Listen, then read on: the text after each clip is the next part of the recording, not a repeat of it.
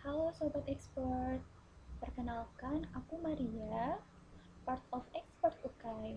Pada video kali ini aku bakal bahas beberapa soal yang diambil dari Free Tryout CBT Oktober 2023 yang udah teman-teman kerjain.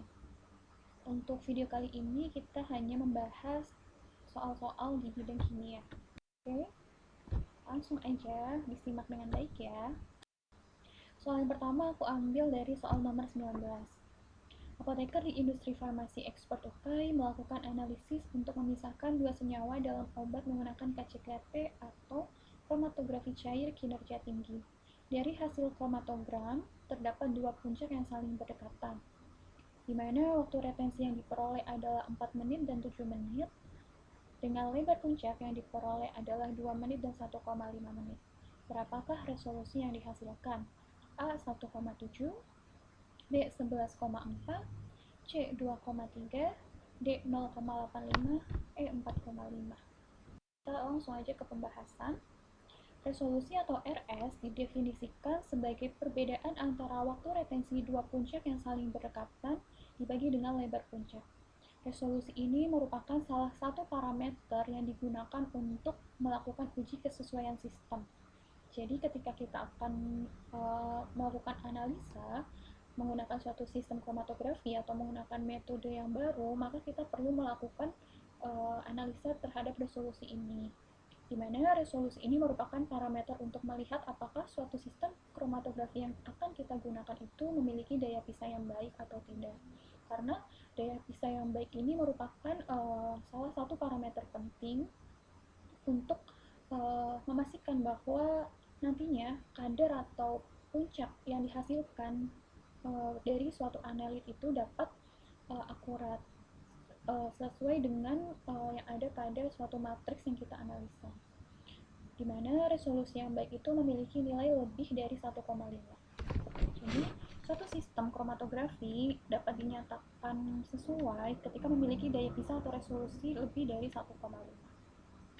Berikut rumus resolusi atau RS dari USP, yaitu RS sama dengan 2 kali selisih dari waktu retensi, di mana waktu retensi B ini harus lebih besar dari waktu retensi A.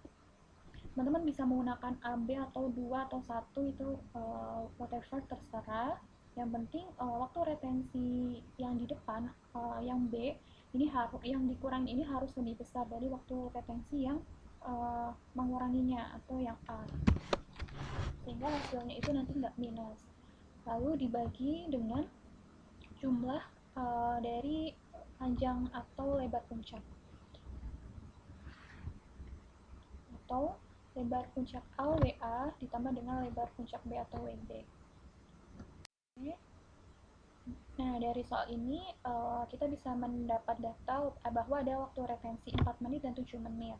Jadi waktu retensi 2 atau waktu retensi B-nya itu T2 atau TB ini 7 menit, lalu TA atau T1-nya itu 4 menit. Kemudian lebar puncaknya itu ada 2 menit dan 1,5 menit. Nanti ini akan di total. Nah, jadi kalau kita masukkan ke rumus, yaitu 2 dikali 7 dikurangi dengan 4, karena nilai waktu retensi yang di depan atau TRB atau TR2 ini harus lebih besar, kurangi 4 atau TRA atau TR1 dibagi dengan total dari lebar puncak, yaitu 2 menit ditambah 1,5 menit, sehingga bisa kita peroleh itu nilai 1,7. Nah, 1,7 itu jawabannya A, teman-teman. Gimana? Kemarin pada benar semua nggak jawabnya? Dan sesuai yang udah kita bahas sebelumnya, bahwa nilai atau syarat dari resolusi itu lebih dari 1,5, dan ini nilainya 1,7, berarti suatu sistem yang digunakan itu sudah sesuai. Oke, kalau ada yang mau ditanyakan bisa komen di video ini ya. Oke, selanjutnya soal nomor 20. Bagian QC industri ekspor UKAI ingin melakukan akurasi terhadap sampel metformin yang diuji dengan menggunakan spektrofotometri UV-Vis. Agar metformin dapat diterima, bagian QC harus menetapkan batas recovery yang diperbolehkan mengacu kepada Farmakope Indonesia. berapa batas persen recovery yang diperbolehkan. A 95 sampai 102, B 98 sampai 102, C 95 sampai 105, D 85 sampai 102, dan E 90 sampai 107. Oke, langsung pasang untuk nomor 20. Ini udah kelihatan ya jawabannya B. Oke, aku bakal jelasin kenapa jawabannya B. Percent recovery ini merupakan salah satu parameter ketika kita akan melakukan validasi atau verifikasi metode analisa. Namun ada beberapa referensi yang menyatakan bahwa percent recovery ini sama dengan parameter akurasi atau untuk menentukan apakah hasil dari analisa atau kadar yang diperoleh ketika analisa menggunakan metode tersebut itu sama atau tidak berbeda jauh dengan kadar yang sesungguhnya. Nah, namun ada beberapa referensi juga yang menyebutkan bahwa percent recovery atau perolehan kembali ini berbeda dengan parameter akurasi. Untuk yang menyatakan berbeda, percent recovery ini diperuntukkan untuk menguji metode ketika memiliki beberapa risiko seperti adanya proses pelarutan, penguapan, ataupun destruksi pada saat melakukan analisa kadar zat aktif tersebut atau kadar zat. Nah, ini aku ambil referensi dari AOAC, Guideline for Standard Method Performance Requirement, di mana untuk mengetahui berapa persen recovery atau batasan yang diperbolehkan itu dilihat dari persentase kadar suatu analit. Nah, karena metformin ini merupakan bahan baku dan bahan baku itu secara teoritis ketika dianalisis itu memiliki persen kadar 100%. Sehingga untuk batasan atau range atau toleransi dari persen recovery-nya yaitu menurut AOAC adalah 98 sampai 102%. Jadi jawabannya itu yang B. Nah, kenapa sih berdasarkan konsentrasi analit? Karena di sini sangat berpengaruh ketika semakin kecil suatu kadar analit atau senyawa yang kita analisa itu memiliki toleransi yang semakin besar. Contohnya ketika kita akan menguji residu cemaran logam atau yang memiliki kadar kecil, itu akan memiliki toleransi atau persen recovery yang semakin luas batasannya. Ini contohnya, misal kita mau menganalisa suatu batas logam pada suatu obat atau senyawa dengan persen analitnya itu misal 0,001% atau sekitar 10 ppm. Nah, 10 ppm ini itu memiliki 100% recovery dengan range itu 80 sampai 110. Jadi ini sangat besar ya. Kalau yang analis 100% yang seperti metformin bahan baku itu kan memiliki range-nya itu plus minus 2% atau 98 sampai 102. Tapi kalau untuk yang misal analisa suatu residu atau pencemaran logam itu memiliki toleransi yang jauh lebih besar karena emang kadar analitnya itu kecil. Contohnya ini plus minus 20% atau enggak bahkan ada yang lebih lebar lagi yaitu 40 sampai 120%.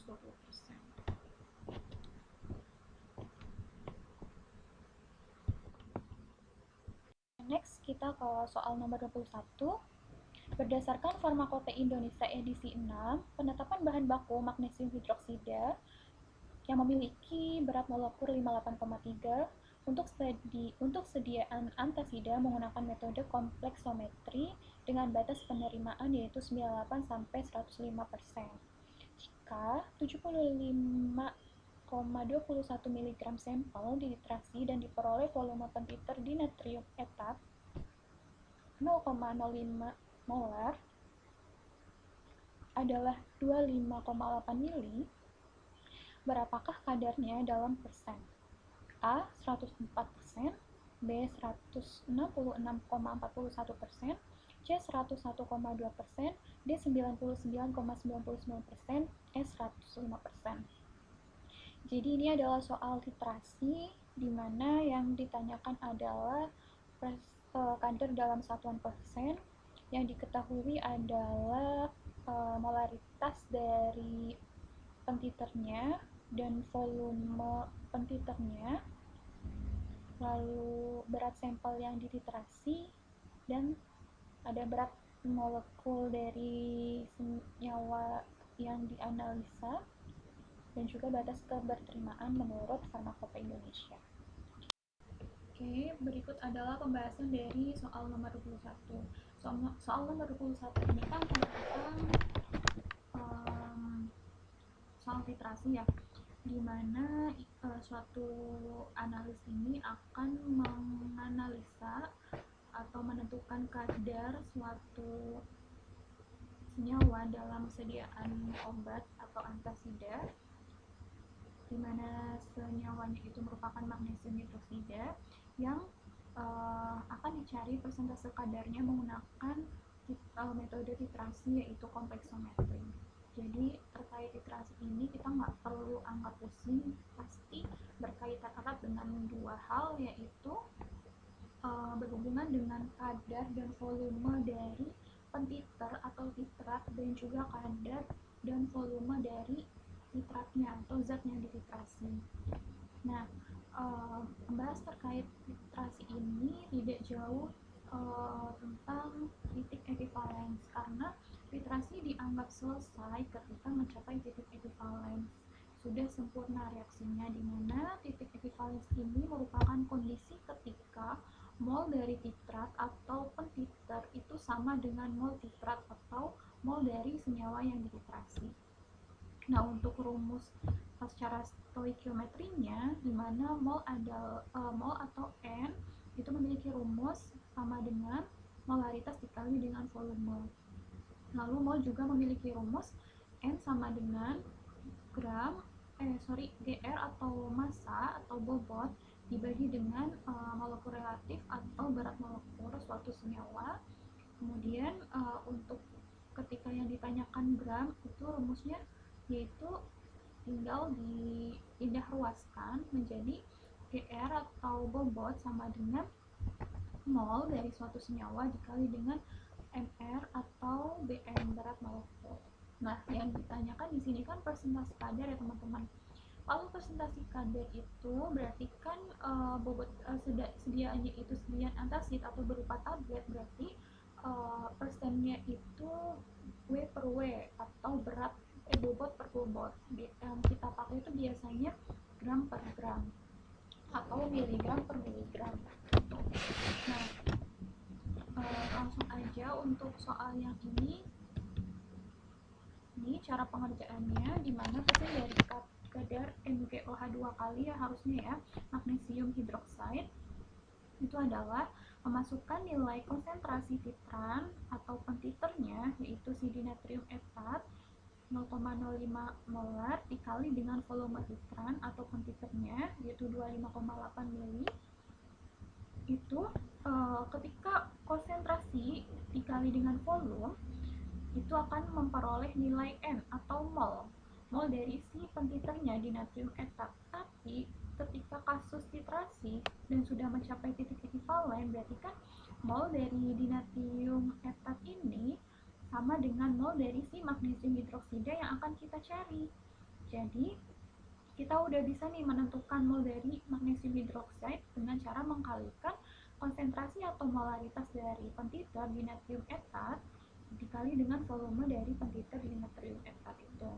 Nah, karena yang ditanyakan adalah persen dalam W per W atau bobot per bobot, nah kita langsung aja kalikan menggunakan rumus yang ini, GR sama dengan N kali MR. Ini kan N-nya udah ketemu kan, 0,05 dikali 25,8, langsung aja dikali lagi dengan BM atau MR dari senyawa yang akan kita tentukan kadarnya, yaitu si magnesium hidroksida. Jadi dikali 58,3 mg per mol.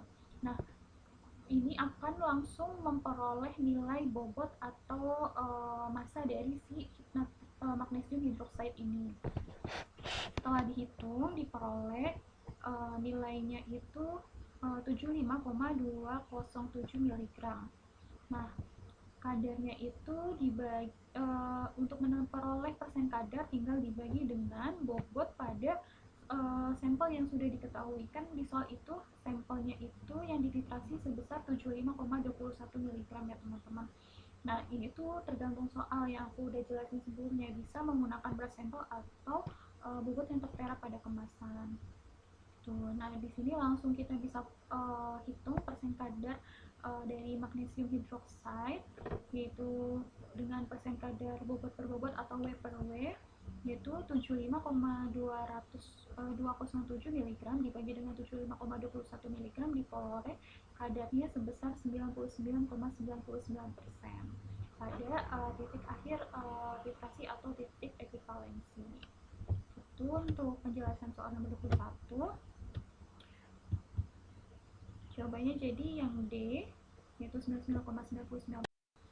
Oke, thank you. Terima kasih banyak sudah mengikuti pembahasan video terkait soal kimia yang diambil dari tryout CBT periode Oktober 2023. Untuk yang masih bingung bisa ditanyakan pada kolom komentar. Jangan lupa untuk follow, subscribe IG dan akun YouTube kita. See you di video selanjutnya.